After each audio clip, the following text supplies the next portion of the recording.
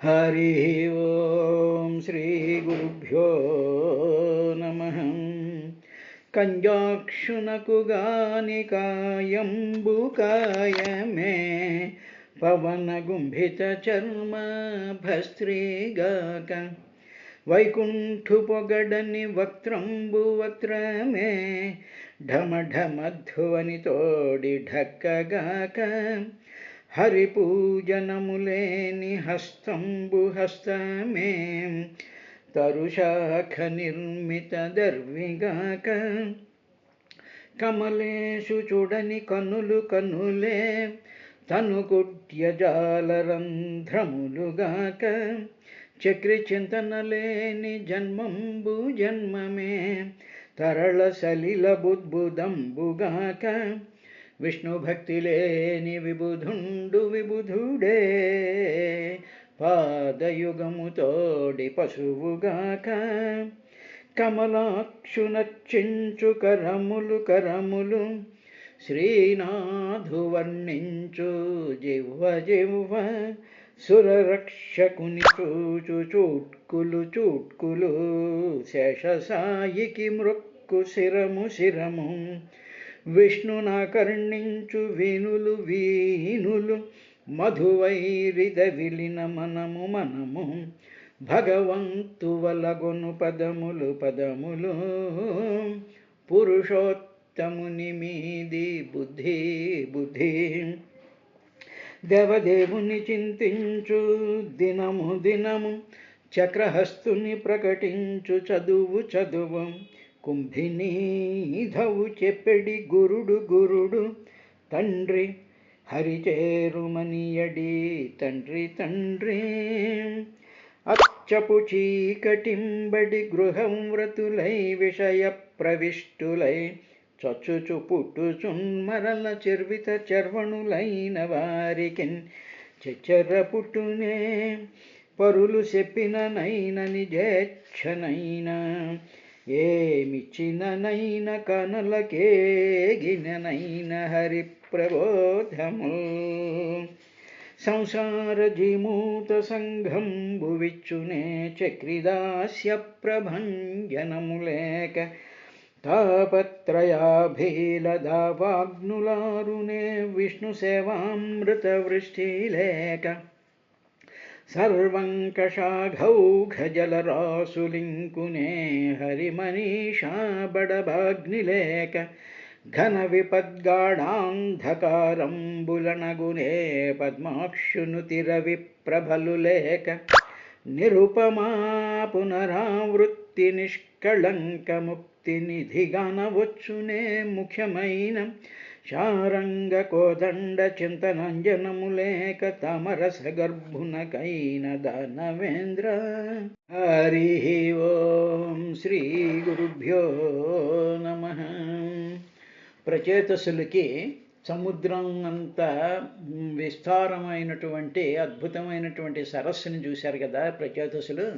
ఆ సరస్సుని పోతన గారు ఇంకా పరమాద్భుతంగా ఆయన ఆ సరస్సుని ఈ విధంగా 2 పద్యాలలో ఆ సరస్సు యొక్క ఆ మహోత్తరమైనటువంటి ఆ తేజస్సుని, ఆ ప్రభావాన్ని ఆయన చాలా అద్భుతంగా వర్ణించినటువంటి 2 పద్యాలు. ఇందులో వేదవ్యాస మహర్షి మాత్రం అదేమిటంటే మహానుభావుల యొక్క నిర్మలమైనటువంటి హృదయంలా ఉంది అనేటువంటి ఒక మతం మాడమే వాడారు. కానీ పోతన గారు సజ్జనుని హృదయము బోలి స్వచ్ఛమగుచు, హరిపదాకృతి దివిజ విహారమగుచు, ఘనుని సిరిభంగి నర్హ జీవనమునగుచు, మానవతి వృత్తి గతిని నిమ్నంబునగుచు. ఆ సరస్సు ఎలా ఉందిట? సజ్జనుని హృదయంబు బోలి స్వచ్ఛమగుచు, మంచివాడి యొక్క మనస్సు ఎంత నిర్మలంగా ఉంటుందో అలా ఉందయ్యా. తర్వాత హరిపదాకృతి దివిజ విహారమగుచు.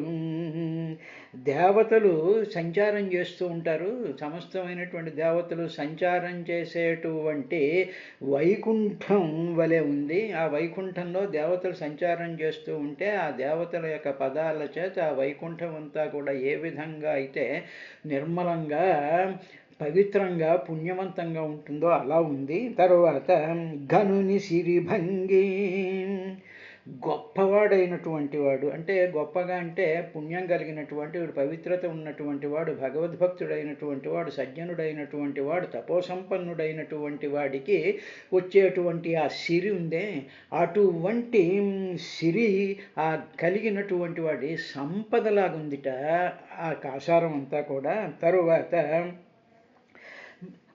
అర్హ జీవనమునగుచు, జీవితంలా ఉందిట అది. ఆ సరస్సు ఒక జీవితంలా ఉందిట. ఏమిటి ఆ జీవితం? ఆ జీవితం ఎలాంటి జీవితం అంటే అర్హమైనటువంటి జీవితంలా ఉందిట.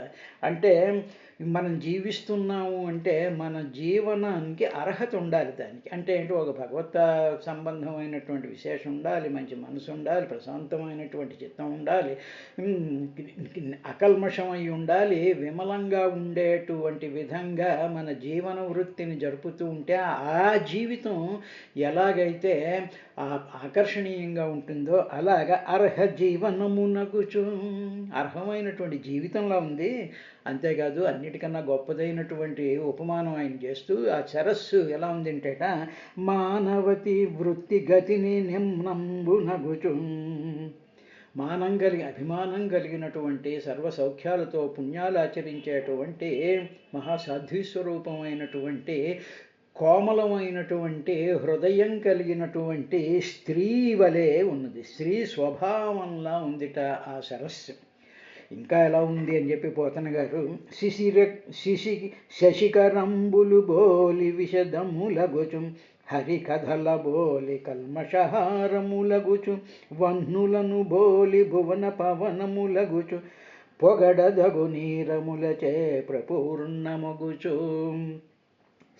శశికరంబులు బోలి విషదములగుచు, ఆ నీళ్ళన్నీ కూడా చంద్రకిరణాలు ఒకదాని పక్కన ఒకదాని చంద్రకిరణాలని ఇలాగ పరిచినట్లయితే ఆ పరిచినటువంటి చంద్రకిరణాల లాంటి ఆ వస్త్రం అనుకుందాం, అలాగా ప్రతి దాంట్లోనూ కూడా ఆ చంద్రకిరణాలు ప్రతిఫలిస్తూ చంద్రకిరణాలే ఇక్కడికి వచ్చి ఈ సరస్సు నిండా పరిచేరా అన్నట్టుగా శశికరంబుల బోలి విషదములగుచు, విషదాలు తెల్లగా తళతళ మెరిసిపోతూ ఉంది. తరువాత ఇంకా ఆ సరస్సు ఎలా ఉందంటే, హరికథల బోలి కల్మషహరములగుచు, అదంతా కూడా హరికథల్లా ఉంది. అనేక రకాలైనటువంటి హరికథలు ఒకదాని తర్వాత మనం భాగవతంలో చూస్తుంటే హరి యొక్క కథలన్నీ కూడా ఇలా పరిచినట్లయితే ఆ కథలను మనం వింటూ ఉంటే, ఆ కథలను ఆలోచిస్తూ ఉంటే, ఆ కథలను చెప్పుకుంటూ ఉంటే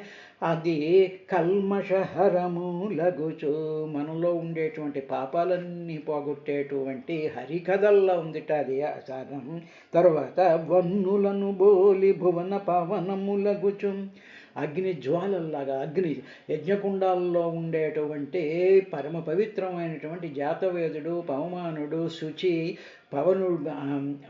పావకుడు అయినటువంటి అగ్ని ఏ విధంగా అయితే సమస్తాన్ని కూడా పావనం చేసేస్తుంటుందో అటువంటి అగ్నిలాగా ఉందది. భువన పవనములగుచు, ఆ సరస్సును చూస్తే దానిని తలుచుకుంటే అంత పరమ పవిత్రమైనటువంటి అగ్నిలాగా ఉంది, వెన్నెలలాగా ఉంది. తర్వాత మహాద్భుతమైనటువంటి మానవతివైనటువంటి సంస్కారవంతమైనటువంటి స్త్రీలా ఉంది. తరువాత సజ్జనుని హృదయంలా ఉంది. తర్వాత వైకుంఠంలాగా ఉంది. తరువాత ఘనుడైనటువంటి వాడి యొక్క సంపదలాగా ఉంది అని చెప్తూ పోతన గారు ఆ సరస్సుని ప్రచేతుడు చూసినటువంటి సరస్సుని తాను భౌతికంగా అక్కడికి వెళ్ళి చూసి ఎంతో ఆహ్లాదం చెందకపోతే ఈ విధమైనటువంటి ఆ వర్ణన కానీ ఆ ఇది కానీ రాదు. ఇది మూలంలో వేదవ్యాస భాగవతంలో మాత్రం ఆయన ఒకటే సెంటెన్స్తో చెప్పి వదిలేశాడు. కానీ పోతన గారు నిజంగా అక్కడికి వెళ్ళి దానిని అనుభవించారు కాబట్టే ఈ విధంగా ఆయన ఆ పద్యాలని రాసినటువంటి విశేషాన్ని చూసిన తర్వాత అప్పుడు ఏం జరిగింది అంటే అక్కడ గానం వినిపిస్తూ ఉందిగా. అప్పుడు ఈ ప్రచేతసులందరూ కూడా, ఈ నలుగురు ప్రచేతసులు కూడా ఏమిటి ఎక్కడి నుంచి వస్తుంది గానం అనుకుని వాళ్ళు అలా చూస్తూ ఉండేటప్పటికీ తటాల్ని ఏమైందంటే సమదశ్రీక మృదంగ వేణుముఖ భస్వన్నాదమయం దివ్య మార్గమనోరంజకమైతనర్చు విలసద్గాంధర్వగానంబు నెయ్యము సంధిల్లగ వించుతన్మహీం హిమకృత్కత్యాశ్చర్యముం పొంది వేగమునం తత్కమలాకరంబు వెడలం కౌతూహలోల్లాసియేం. ఇలాగ పోతన గారు వర్ణించినటువంటి ఆ మహత్తరమైనటువంటి ఆ కాసారంలో నుంచే తర్హ్యేవ సరసస్తాస్మాన్ నిష్క్రాం అంతం సహానుగం ఉపగీయమానమర ప్రవరం విభుదానుగైః తప్తహేమనికాయాభం శితికంఠం త్రిలోచనం ప్రసాదసుముఖం వీక్ష్య ప్రణేముజ్జాత కౌతుకః. ఆ సమయంలో ఈ ప్రచేతసులు 10 మంది ఏమిటి గానం అని చెప్పి వాళ్ళు ఆశ్చర్యంగా చూస్తూ ఉండేటువంటి సమయంలో అదే సమయంలో ఆ సరస్సులో నుంచి అనుచరులతో తన సహగణాలతో తనకు ఉండేటువంటి ఆ ప్రమదాది గణాలతో 3 కళ్ళు కలిగినటువంటి ముక్కంటి శివుడు బయటికి వచ్చేటప్పటికి అలాగ ఆయన అక్కడ ఉన్నటువంటి ఆ శివుడు ఇలా పైకి వస్తూ ఉండేటువంటి సందర్భంలో ఆయనను ఈ గంధర్వగానం ఉందే ఈ గంధర్వులందరూ కూడా ఆయనని కీర్తిస్తూ ఉండేటప్పటికీ ఆయన వచ్చినటువంటి ఆ సరస్సులో నుంచి వచ్చినటువంటి వాడు ఏ విధమైనటువంటి తేజస్సుతో వెలిగిపోతున్నాడు అంటే పుటం పెట్టినటువంటి బంగారం ముద్దలాగా ఆయన ప్రకాశిస్తూ ఉన్నాడు. ఒక ప్రకాశవంతమైనటువంటి వెలుగు, హిరణ్మయమైనటువంటి పుటం పెట్టినటువంటి మహా తేజస్సుతో వెలిగిపోతూ ఉండేటువంటి అవయవాలు కలిగినటువంటి ఒక బంగారు ముద్ద స్వరూపంలాగా ఉన్నాడయ్యా. ఆయన యొక్క కంఠం నీలంగా ప్రకాశిస్తూ ఉంది. శితికంఠం అంటే నల్లని శితి అంటే నల్లనైనటువంటి కంఠం చాలా క్లియర్గా డాజిలింగ్గా చాలా ప్రస్ఫుటంగా ఆ బంగారు రంగుతో ఉండేటువంటి శరీరంలో నీలమైనటువంటి ఆ కంఠంతో ఉండేటువంటి త్రిలోచనం వీక్ష్య అటువంటి ఆ త్రిలోచనుడైనటువంటి ముక్కంటిని చూసి వీక్ష్య వీళ్ళు చూశారు ఈ 10 మందిను ఓ విదురా చూసి జాత కౌతుక వెంటనే మహోత్సాహం కలిగింది అని వెంటనే ఏం చేశారు ప్రణేముహు వెంటనే ఆయన కాళ్ళ మీద ఈ 10 మంది ప్రచేతసులు కూడా కాళ్ళ మీద పడిపోయారయ్యా. అందువల్ల ఏ సరస్సులో అయితే రుద్రుడు ఉంటాడో హరి ఉంటాడో ఏ సరస్సు అయితే దానిలో పరమాత్మ స్వరూపమైనటువంటి హరిహరులు ఉంటారో ఆ సరస్సులోనే కలువలు వికసిస్తాయి, పక్షులు పాటలు పాడతాయి, భ్రమరాలు ఓంకారం చేస్తూ ఉంటాయి. అదే మనసుకి ఎంతో ఆహ్లాదం కలిగించేటువంటిది. అటువంటి సరస్సే సరస్సులాగా మానవుడి యొక్క మానసుని మానస సరోవరం చేసుకోవాలి. అలా చేసుకున్నప్పుడు మన మనసులో నుంచే మన హృదయం అనేటువంటి సరస్సు మనసు అనేటువంటి సరస్సులో నుంచే నీలకంఠుడైనటువంటి ఆ హిరణ్మయ స్వరూపంతో ఉండేటువంటి ప్రకాశించేటువంటి ఆ శివుడు బయటకు వచ్చాడయ్యా. వచ్చిన తర్వాత ఈ ప్రచేతసులు 10 మంది కూడా చాలా ఉత్సాహంగా ఆయనకి నమస్కరించారు. చేసిన తర్వాత సతాన్ ప్రపన్నార్తిహరో భగవాన్ ధర్మవత్సల ధర్మజ్ఞాన్ శీల సంపన్నాన్ ప్రీతానువాచ. వచ్చినటువంటి ఆ శివుడు, ఆ శివమూర్తి, ఆ మంగళమూర్తి తేజోవంతంగా బంగారు రంగుతో వెలిగిపోతూ ఉండేటువంటి ఆ తేజోమూర్తి ప్రపన్నార్తిహరో భగవాన్. ఆయనను శరణు పొందినటువంటి వాళ్ళ యొక్క ఆపదల్ని, వాళ్ళ యొక్క చింతల్ని, వాళ్ళ యొక్క దుఃఖాలని, వాళ్ళ యొక్క కష్టాల్ని హరించేటువంటి శివుడు ఆయన, శివభగవానుడు ఆయన, ప్రపన్నార్తిహరో భగవాన్ ఆయన అటువంటి వాడు. తర్వాత ధర్మవత్సల, ఆయన ఎవరైతే ధర్మాన్ని ప్రేమిస్తూ ఉంటారో, ఎవరైతే ధర్మాన్ని ఆచరిస్తూ ఉంటారో అటువంటి ధర్మాన్ని ఆచరించేటువంటి వాళ్ళ మీద ప్రేమ చూపించేటువంటి వాడు ఒకటి. తరువాత ధర్మమునందు తనకు ప్రేమ కలిగినటువంటి వాడు అని అర్థం. అంటే తాను ధర్మాన్ని పాలిస్తూ ఉంటాడు ఆ శివుడు. తరువాత శరణు పొందినటువంటి వాళ్ళ కష్టాలని తీర్చేటువంటి వాడు, తాను ధర్మాన్ని పాలిస్తూ ఉంటాడు, ధర్మాన్ని పాలించేటువంటి జనులందరినీ కూడా ప్రేమతో చూస్తూ ఉండేటువంటి వాడు. తరువాత అదే కాదు, ధర్మాన్ని ప్రేమించడమే కాదు, ధర్మం అంటే ఏమిటో కూడా తెలిసినటువంటి వాడు. అందువల్ల మనకేమిటంటే అసలు ధర్మం అంటే ఏమిటో మనకి తెలియాలి. తెలిసిన తర్వాత ఆ ధర్మాన్ని మనం ప్రేమించగలగాలి. అలా ప్రేమించినప్పుడు ధర్మం అంటే ఏమిటో తెలియాలి, ధర్మాన్ని ప్రేమించగలగాలి. అంటే దాని మీద ప్రీతి, రక్తి, ఈ ఇంట్రెస్ట్, క్యూరియాసిటీ ఉండాలి. ఉన్న తర్వాత ఆ ధర్మాన్ని ఆచరించాలి. అలాంటి ధర్మాన్ని ఆచరించేటువంటి వాళ్ళకి ఎప్పుడైనా కష్టాలు కలిగినట్లయితే ఈ శివుడు, మంగళస్వరూపుడైనటువంటి శివుడు సర్వం మంగళంతో కలిసి వచ్చి ఆ శరణు పొందినటువంటి వాళ్ళ కష్టాన్ని తీర్చుతాడయ్యా. అలాగా ఈ 3 ఆస్పెక్ట్స్లో ఉండేటువంటి ఆ శివుణ్ణి వీళ్ళు ప్రచేతసులు నమస్కారం పెట్టుకున్నారు. పెట్టుకున్న తర్వాత వాళ్ళందరూ కూడా శీలం నిండినటువంటి వాళ్ళు. ఎప్పుడైతే ఆ భగవంతుడి యొక్క ఆ స్పృహ కలిగిందో, ఎప్పుడైతే ఆ భగవంతుడి యొక్క ఉపదేశాన్ని వీళ్ళు అంతకుముందు పొంది ఉన్నారో అప్పుడు వీళ్ళ మనసంతా కూడా ఆ శివ దర్శనం చేత ప్రీతులయ్యారయ్యా. అప్పుడు వారి విషయంలో ఈయన ప్రసన్నుడయ్యే శివుడు వాళ్ళతో ఈ విధంగా మాట్లాడాడు. వీళ్ళేమీ మాట్లాడలేదు. వీళ్ళు ఆయన అలా చూస్తూ ఆశ్చర్యపోయి ప్రణామం చేసిన వెంటనే ఆ శివుడు సత్తాన్ ప్రపన్నార్తిహరో భగవాన్ ధర్మవత్సల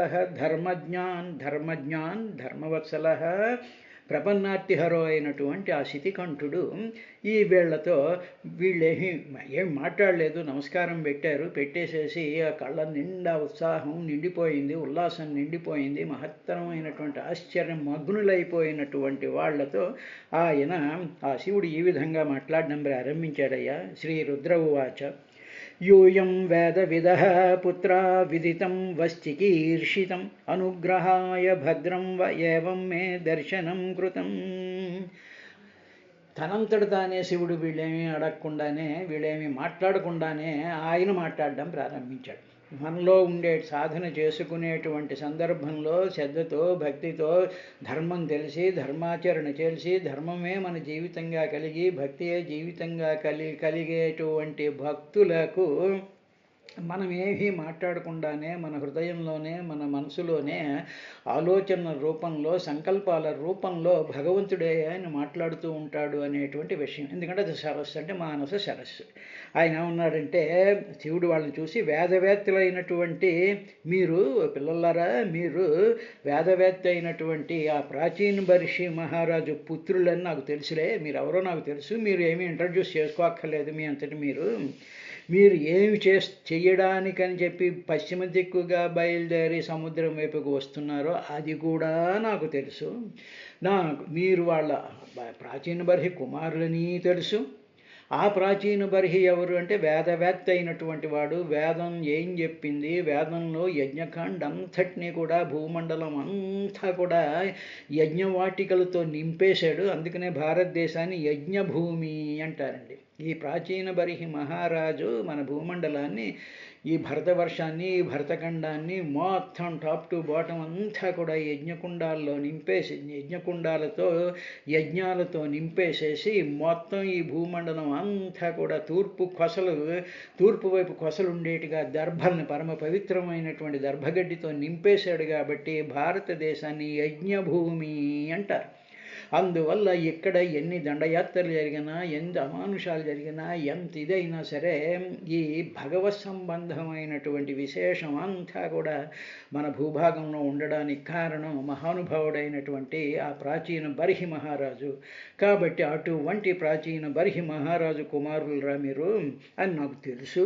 తరువాత మీ తండ్రి వేదవేత్త, అది తెలుసు. మీరు ఏం చేయడానికని బయలుదేరి వచ్చారో అది కూడా నాకు తెలుసు. కాబట్టి మీకు మంగళమగుగాక, మీకు సర్వమంగళాలు కలుగుతాయి అని చెప్పి నేను మిమ్మల్ని అనుగ్రహించడానికే ఈ విధంగా ఈ ఆకార రూపంలో ఈ బంగారు శరీరంతో శితికంఠంతో నేను నా అనుయాయులందరూ వస్తూ ఉంటే మీకు ఆ విధంగా మీకు దర్శనం ఇవ్వడానికి నేను వచ్చాను అని చెప్పిన తరువాత ఆయన అనుగ్రహాయ భద్రం, అనుగ్రహాయ మిమ్మల్ని అనుగ్రహించడం కోసం అని చెప్పి మే దర్శనం కృతం, నా యొక్క ఈ దర్శనాన్ని మీకోసం నేను ఈ దర్శనాన్ని ఇస్తున్నాను అని చెప్పాడయ్యా విదుర. అంటూ ఇంకా ఆయన ఏం చెప్పారంటే యహ పరం బ్రహ్మ సాక్షాత్ త్రిగుణాజ్జీవ సంహితాత్ భగవంతం వసుదేవం ప్రపన్నః సప్రియో హి మే అని వాసుదేవ భగవానుడు ఉన్నాడే, ఆయన సూక్ష్మము త్రిగుణాత్మకము అయినటువంటి ప్రకృతి కంటే, తరువాత జీవతత్వం కంటే చాలా పై లెవెల్లో ఉండేటువంటి వాడు, వీటిలన్నిటికన్నా అతీతుడైనటువంటి వాడు. ఆయన సాక్షాత్తుగా శరణు పొందిన వ్యక్తి, ఆయనను ఎవరైతే ఆ వాసుదేవుణ్ణి ఎవరైతే శరణు పొందుతారో అటువంటి వ్యక్తి నాకు చాలా ప్రియమైనటువంటి వాడయ్యా అని శివుడు అన్నాడు. అంటే ఏమిటి? ఎవరైతే వాసుదేవతత్వాన్ని, నారాయణ తత్వాన్ని, కృష్ణతత్వాన్ని, విష్ణుతత్వాన్ని, విష్ణు భక్తి కలిగి అయితే ఉంటారో అటువంటి భక్తి కలిగినటువంటి వాళ్ళంటే నాకు చాలా ప్రియము అని చెప్పి శివుడు ఆయన చెప్పాడు. ఈ చెప్పేటువంటి విధానంలో వాసుదేవ భగవానుడు సూక్ష్మమైనటువంటి వాడు, త్రిగుణాత్మకమైనటువంటి ప్రకృతి కంటే, తర్వాత జీవతత్వం కంటే అతీతుడు అనేటువంటి మాట చెప్పాడు. అంటే వాసుదేవుడు అంటే ఏమిటంటే ఆ సర్వములోనూ వసించేటువంటి ఆత్మ చైతన్య ప్రకాశాన్ని వాసుదేవ తత్వము అంటారు. వసించేటువంటి సర్వంలోనూ కూడా ఏ ఆత్మ చైతన్య ప్రకాశం ఉందో ఆ ఆత్మ చైతన్య ప్రకాశాన్ని చాలా సూక్ష్మంగా ఉంటుంది. సూక్ష్మము అంటే చేతికి అందదు, కన్నులకు అందదు. ఇప్పుడు గాలి కంటికి అందుతుందా అండి? గాలి కంటికి అందుతుంది. చెవికి అందుతుందా? చెవికి అందదు. నాలుగు పెడితే రుచి ఉంటుందా? ఉండదు. కానీ శరీరానికి స్పర్శ తెలుస్తూ ఉంటుంది, కానీ దాన్ని ఇలా మనం గుప్పిడితో పట్టుకుంటామంటే దొరికేటువంటిది కాదు. అది సూక్ష్మము అంటే అందనటువంటిది, అంటే చాలా మైన్యూటెస్ట్ పార్టికల్స్ కింద లేకపోతే వేవ్స్ కింద ఉండేటువంటి దాన్ని సూక్ష్మము, సూక్ష్మతరము, సూక్ష్మతమము అని సూక్ష్మంలో ఇంకా చాలా అంతరాల్లో ఉండేటువంటి వాడు ఆ భగవంతుడైనటువంటి వాడు. తరువాత అటువంటి సూక్ష్ముడైనటువంటి ఆ వాసుదేవుడు త్రిగుణాత్మకమైనటువంటి ప్రకృతి కంటే కూడా ఎత్తులో ఉంటాడయ్యా. ప్రకృతిలో కూడా తాను ఉంటాడు. ప్రకృతి అంటే త్రిగుణాత్మకమైనటువంటిది, సత్వరజస్తమో గుణాలతో కూడుకున్నటువంటిది. సత్వగుణం అంటే మనసు అనుకోండి, సత్వగుణం అంటే ఆకాశం. మనసు మన మానవుడి దగ్గరికి వచ్చేటప్పటికి మనసేమో సత్వగుణం, ఆకాశమేమో సృష్టిలో చూసుకుంటే ఆకాశం సత్వగుణం. తర్వాత కాలం రజోగుణం, మనిషి దగ్గరికి వచ్చేటప్పటికి ప్రాణం రజోగుణం. తర్వాత నక్షత్రాలు, గ్రహాలు, ఈ పదార్థం అంతా కూడా తమోగుణం సృష్టిలో. మానవుడి దగ్గరికి వచ్చేటప్పటికి పంచభూతాత్మకమైనటువంటి దేహం. ఈ దేహం కాదు, ఈ సత్వరజస్తమో గుణాలు కాదు, ఆ వాటిల్లో కూడా తాను వ్యాపించిపోయి వసించేటువంటి వాడు, కానీ వాటికి అతీతంగా ఉండేటువంటి వాడు. తరువాత ఇంకా ఆయన జీవతత్వం అంటే మనం అందరం కూడా జీవిస్తూ ఉన్నాం, అంటే జీవకణాలు ఉన్నాయి మనలో. అలాగే సమస్తమైనటువంటి ప్రాణుల్లోనూ జీవకణాలు ఉంటాయి. జీవతత్వము అంటే ఏమిటి? అది పుట్టడం, మరణించడం అనేటువంటి రెండు కొసల మధ్యలో ఉండి అవి బతకడం, జీవించేటువంటి లక్షణం ఏదైతే ఉందో ఆ తత్వాన్ని జీవతత్వం అంటారు. అంటే త్రిగుణాత్మకమైనటువంటి ప్రకృతి కన్నా, తరువాత సూక్ష్మమైనటువంటి సూక్ష్మమైనటువంటి వాడు, అదేవిధంగా జీవతత్వం కంట సూక్ష్మమైనటువంటి వాడు, వీటిలన్నిటిలోనూ కూడా ఉండేటువంటి వాడు. అటువంటి పరమాత్మను ఎవరైతే శరణు పొందుతారో, అటువంటి శరణు పొందినటువంటి వాడు నాకు చాలా ప్రియమైనటువంటి వాడు. మే ప్రియహి, నిశ్చయంగా నాకు వాళ్ళు ప్రియమైనటువంటి వాళ్ళు.